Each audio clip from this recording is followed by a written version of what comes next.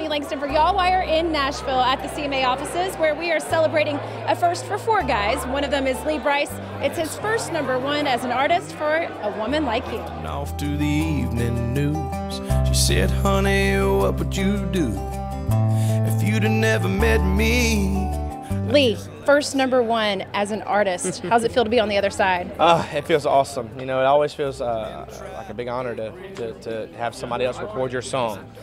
But to do it as an artist, you know, we've been working hard. You work hard to get to this point, and all the hard work for everybody around me, it just feels good to finally be here.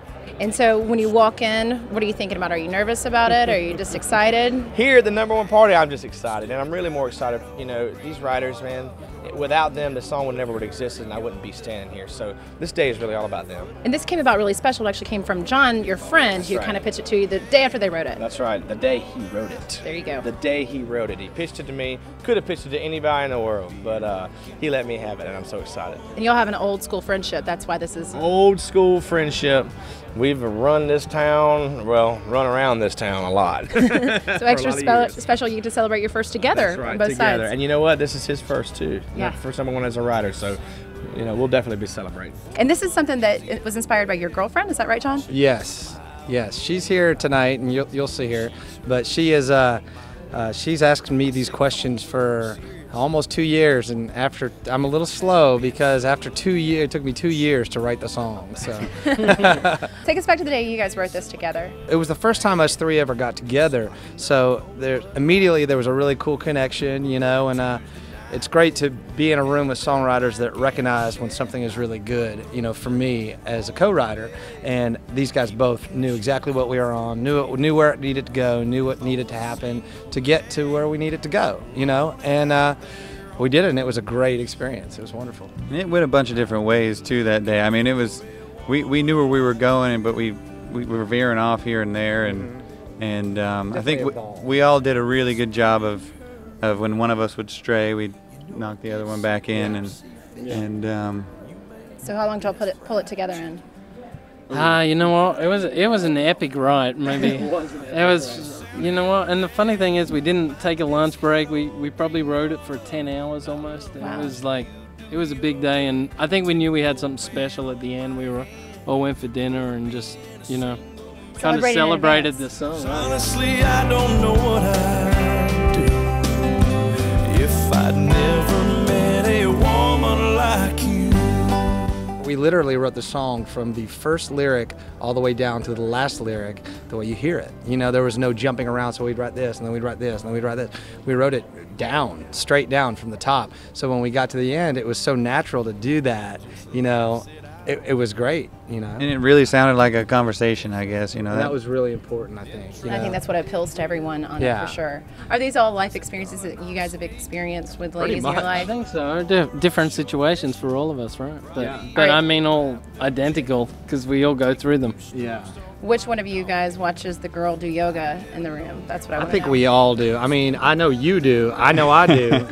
And plus, we were desperate for a rhyme on Nova. Nova. Actually, we watched Phil do yoga. That was the original lyric. I was like, I think I have to go to yoga soon, but yeah, look at the time. Guys. Actually, right now for me, it's the Just Dance for Xbox Connects that I watch her do. Nice. So That's my a little bit more woman exciting. like you. Did you feel like this was going to be a hit for you all? We knew it.